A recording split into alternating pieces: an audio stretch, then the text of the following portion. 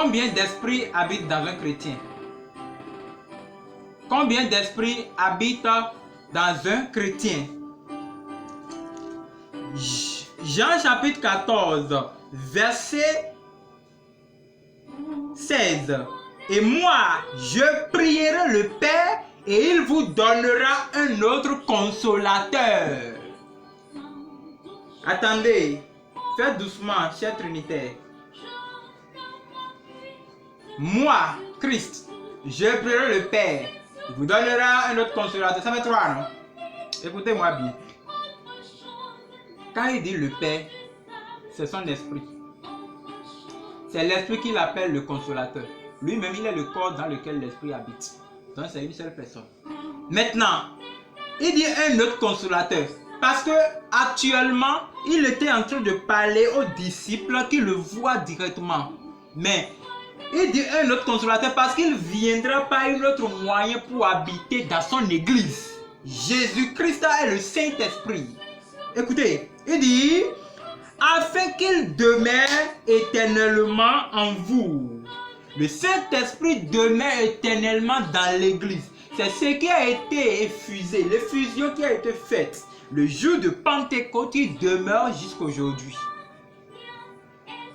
Le verset 17. L'esprit de vérité, c'est là que les chrétiens mentent aujourd'hui. Toi, tu dis que tu as le Saint-Esprit en toi. Tu as le Saint-Esprit en toi. Quel Saint-Esprit tu as en toi? Quel est ce Jésus que tu as en toi qui t'enseigne à marcher contre la vérité? Regardez, la vérité. L'esprit de la vérité. L'esprit qui a écrit la Bible habite en toi. Et toi-même qui dis cela, tu marches contre l'esprit de la vérité, tu prêches ce qui est contre la vérité, tu te défends, même tu défends le monde. Regardez, pourquoi les chrétiens se trompent aujourd'hui? Pourquoi on est en train de nous séduire? Chers serviteurs de Dieu, attention, parce que le problème même c'est le serviteur de Dieu. Le serviteur de Dieu qui dit qu'il a l'esprit de Dieu en lui, mais qui prêche une vérité qui est contre la vérité de la Bible. L'esprit de vérité, lorsqu'il est en vous, il a quelque chose qu'il fait.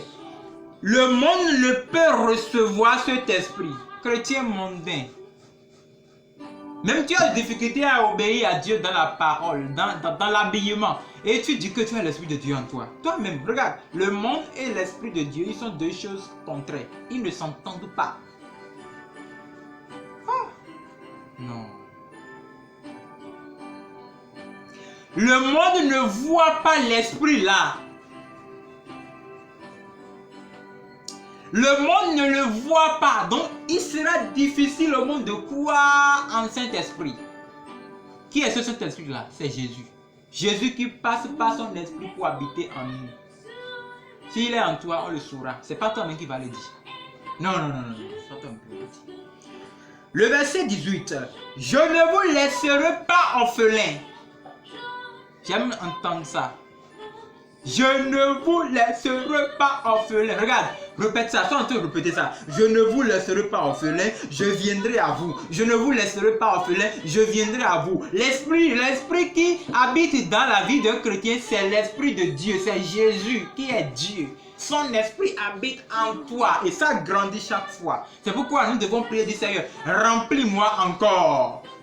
Tu as déjà l'esprit de Dieu, mais tu dois prier, Seigneur, remplis-moi encore. Tu n'avais pas prié quand il entrait en toi, parce que c'est la parole de Dieu qui est esprit, c'est par là qu'il pénètre en toi. Donc tu n'as pas dit, Seigneur, entre en moi, non. Mais tu peux prier, Seigneur, remplis-moi. Parce que, pourquoi? Parce que tu as besoin de la plénitude de Dieu, c'est une promesse. Donc, ce n'est pas toi, esprit, qui habite dans un chrétien. Il y a certains qui prient aujourd'hui. Tu ne peux pas me vaincre. Si tu ne vaincres le Père, le Fils et le Saint-Esprit. Aberration, mensonge, ignorance, manque d'intelligence. Trois personnes ne peuvent pas habiter dans un chrétien. Ça devient un démon. C'est Jésus-Christ qui est le Saint-Esprit. C'est lui qui habite. Il dit, je viendrai à vous. J'aime bien ça. Donc je lis. Je ne vous laisserai pas orphelin. Jésus ne me laissera pas orphelin. Jésus ne me laissera pas orphelin. S'il me laissait orphelin, oh, lorsqu'il va sortir pour aller publier son message, on va me déchirer là-bas. On va faire de moi ce qu'on veut. On va me détourner du chemin de Dieu. Mais il viendra à moi. Il est en moi. Il règne en moi. Il me guide. Jésus-Christ me guide.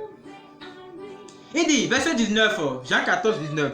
Encore un peu de temps et le monde ne me verra plus. Mais vous me verrez quand je vis, je vivrai aussi.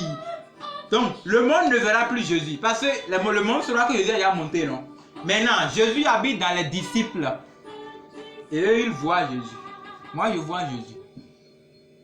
Quand on va te damer à l'évangélisation, on dit, ce Jésus que tu prêches, tu l'as vu, qu'est-ce que tu vas faire? Puisque tu n'as pas le Saint-Esprit en toi, tu vas dire, ah, regardez, moi j'ai vu Jésus. Où est Jésus? Il est en moi. Pour terminer, le même livre de Jean, chapitre 16, le verset 20. En vérité, je vous le dis, vous pleurerez et vous lamenterez. Le monde se réjouira, vous serez dans la tristesse, mais votre tristesse changera en joie. Il parle de quoi par là? Lorsque tu as l'Esprit de Dieu en toi, tu ne peux plus faire ta volonté. Lorsque Jésus vit en toi, tu es déjà né de nouveau. Jésus vit en toi. Tu ne peux plus faire ta volonté. Regarde, ta volonté est soumise à celle de Dieu. Tu es guidé par un autre chauffeur. Donc, des fois, tu vas perdre des choses de ce monde. Tu vas perdre les avantages. Mais ta tristesse là, est une grande joie pour l'éternité. C'est ce qui est difficile dans la marche chrétienne. Je retourne pour le verset 16 pour terminer. Il dit, encore un peu de temps et vous ne me verrez plus. Et puis, encore un peu de temps et vous me verrez parce que je vais au Père. Parce que je vais au ciel, ça dit Père. Ça dit Père. Maintenant, ils ne le verront plus. Pourquoi? Parce qu'il était monté, il a laissé les apôtres, non? Les apôtres n'ont plus vu. Quelques jours après, ils ont prié et il est revenu. Pas un esprit. Mais il dit Père, là, il dit Esprit. C'est tout. Pour finir, je vais encore acheter quelque chose. Jésus dit, je suis dans le Père et le Père en moi. Le Père en moi, c'est que l'Esprit est dans le corps. Il est dans le Père, c'est que le corps est allé s'asseoir sur le trône au ciel.